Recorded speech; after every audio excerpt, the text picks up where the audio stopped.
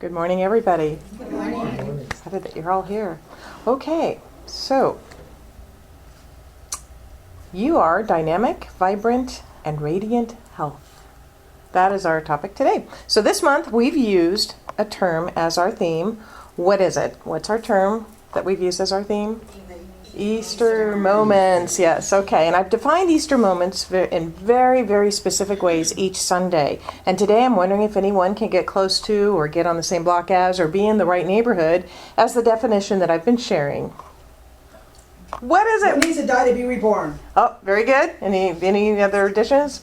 Pretty much. You have to release to start accepting better, good, more good. There you go. Okay. All right. Good job. I should have candy to toss out, right? Hey! Okay. We'll have to do that. All right. So we're on the same page. Here's what I've been saying each week. An Easter moment is that moment when we consciously, intentionally, deliberately let something that does not serve us die so that we can be born into a heightened spiritual awareness, a new consciousness, and an expanded way of revealing the spiritual nature that is already ours so that we can share our gifts with the world. And each week this month we've had an Easter moment in different areas of our lives. And we've engaged in a specific and sacred activity each week to support that moment. And today we bring this theme to a close with our final topic and final sacred activity. And our topic is bringing an Easter moment to ideas around our physical vitality, our health, and our well-being. Because if we don't have our health, all the rest of it's kind of moot, right? And I want to begin with several self-assessment questions, and these are rhetorical, so you don't have to answer. First, do you have a conscious realization that your body is a temple of the divine? New Thought author Christian Larson, in The Pathway of Roses, wrote these powerful words. The body is the temple of the Spirit and must therefore receive just as much thought and attention as we give to the Spirit. To neglect the body is to make real spirituality impossible because spirituality is a living thing and we must have a highly developed vehicle through which this living may be expressed. Spirituality is not simply in thought, feeling, or abstract contemplation. There is no spirituality without the actual coming forth or real soul life. But the life of the soul does not come forth into tangible personal living unless the body is trained to respond to that life. To grow in spirituality is to continue to spiritualize the body as well as the mind and soul until the visible person is as pure, as strong, as wholesome, and as beautiful as the highest state of divine existence. And that's that glow that she was talking about. That's good stuff, right? Wow. Keep in mind, as I ask the second rhetorical question of the morning, do you realize that there is a pattern of spiritual perfection at the core of your being? Do you realize that there is a pattern of spiritual perfection at the very core of your being? Ernest Holmes in 10 Ideas That Make a Difference writes, every time we think of our body, we should think of it as our spiritual body. Think of every organ, action, function of our physical body as being pure and perfect spirit. And think of God as being in us and around us and through us. Our body is part of the kingdom of God. Therefore, there is a spiritual pattern at the center of it. Which leads me to the third rhetorical question of this morning. Do you realize the profound connection between what you have in your consciousness, your thoughts, your feelings, your beliefs, your attitudes, your values, your words, your actions, and reactions, and your vitality, your physical vitality, your health, and well-being? So let me say that again. Do you realize the profound connection between what you have in your consciousness and your physical vitality, health, and well-being? Holmes again tells us in The Science of Mind, disease is a fact.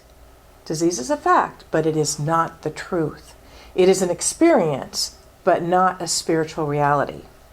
There is no disease in the mind of God. And he writes, disease will be healed provided you get at its cause and remove it. And by getting at its cause, we mean getting at the mental cause. So my fourth question for you this morning, and this is one that is a possible place for an Easter moment. Am I a living embodiment of the spiritual truths that first, my body is a temple of the divine. Second, there is a pattern of spiritual perfection at the core of my being. And third, there is a profound connection between what I have in my consciousness and my physical vitality, health, and well-being. If we are living embodiments of these truths, then our physicality will reflect it. There's a great book entitled The Blue Zone. Anybody heard of The Blue Zone? Okay. 9 lessons of living longer from the people who've lived the longest. Hey, if you want to learn about how people do it, you go to the ones who've already done it, right? Okay, this is by Dan Buettner. And this book is a compilation of an exhaustive survey of places in the world where people live the longest and a compilation of the commonalities found among these people. And I won't go into the details of the 9 lessons, but I want to share with you briefly the ranking of them from the top to the bottom. Okay, so the first is movement. People who live the longest engage in regular, consistent physical activity. We're not talking about weekend warrior kind of movement, but ongoing, consistent movement built into their daily routines with a combination of aerobic balancing and muscle strengthening. Second and third relate to how they eat. People who live the longest take in about 20% fewer calories than the average person. And they have a plant slant. I like that. That's easy to remember. A plant slant. Meaning that they eat less meat and processed foods. These ideas around movement and diet are said in a more blunt way in another book called Younger Next Year by Chris Crowley and Henry Lodge. Our advice is basically exercise 6 days a week and quit eating crap. Okay, you wanted to sum all that up right there. Okay. So the fourth of the 9 here, live from purpose. Live from purpose. We talked about that a little bit last week. 5th, relieve stress. Well, that sounds simple, right? But meditation's one of those ways. Relieve stress. Eating chocolate. Wait. That's junk. Dark chocolate. No, it's not really. Or working out, right? Taking a walk where it's beautiful, right? Focusing on what we want in our lives and not what we don't want. 6th, belong to a spiritual community. Hey, all right, let's give ourselves a hand right there. We're already doing that. 7th, recognize the importance of family and loved ones and spend time with them. That's important. That's so important. 8th, surround yourself with people who share these Blue Zone values. Okay, find like-minded people who believe the way you do and share those values and, celebrate them. Exactly. Chocolate. Yeah. See, ever since I mentioned that, boy, okay.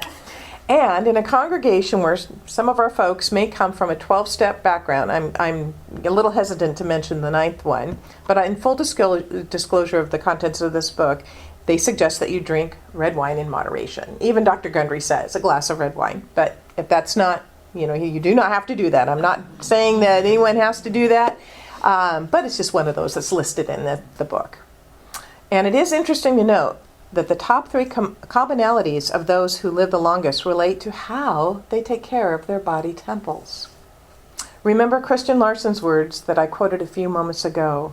To neglect the body is to make real spirituality impossible, because spirituality is a living thing and must have a highly developed vehicle through which this living may be expressed. Is there an Easter moment in there anywhere? And what we've talked about so far, is there anything you would like to consciously, intentionally, deliberately let die around the way you think about and or care for your body temple so that you can be born into a heightened spiritual awareness about your body's role in your spiritual development, a new consciousness around the relationship between your internal thoughts and feelings, beliefs, etc., and your external physicality, an expanded way of revealing the spiritual nature that is already yours, which is the pattern of perfection in the way you care for your physical vessel so that you can share your gifts with the world. Let's think about that. I can think of a few things I'd like to do to get myself in alignment with that and let go of some things that are just not serving me. Chocolate. Maybe just a little chocolate and make it dark. Okay, so For now, let's identify our concept or behavior about which we want to have an Easter moment this morning. Okay, I'd like you, if you choose, to close your eyes and become aware of your breathing. Slow and steady. Just breathe in and breathe out. And with each deep breath, consciously drop into your heart more and more and more.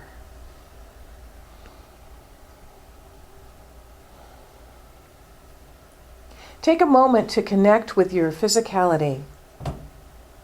Do a body scan. Notice how you are feeling this morning. Notice any sensations. Now simply ask your body a question.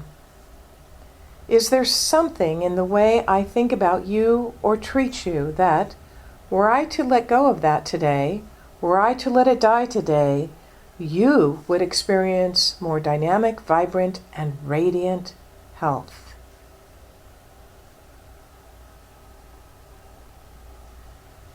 Is there something in the way I think about you or treat you that, were I to let go of that today, were I to let it die today, you would experience more dynamic, vibrant, and radiant health? And one more time, is there something in the way I think about you or treat you that, were I to let go of that today, were I to let that die today, you would experience more dynamic, vibrant, and radiant health?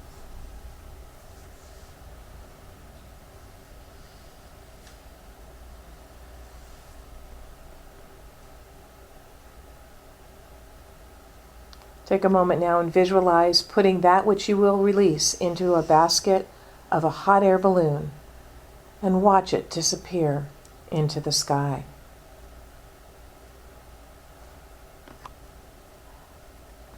Now notice in your body where you feel an open space because you released that thought or that way of being around your body temple. Touch in and notice where you feel it. Is it in your heart space, your solar plexus, your shoulders? Where do you feel a spaciousness? We want to consciously fill that opening now with light and beauty. Starting at that place in your body, envision it filled with light and say to yourself, I am light, I am beauty. Take a few moments to let the light and beauty radiate from that place throughout your entire body, repeating the phrase, I am light, I am beauty, as you work your way around. I am light, I am beauty. And then see your light and beauty radiate beyond your physical body and out into the world.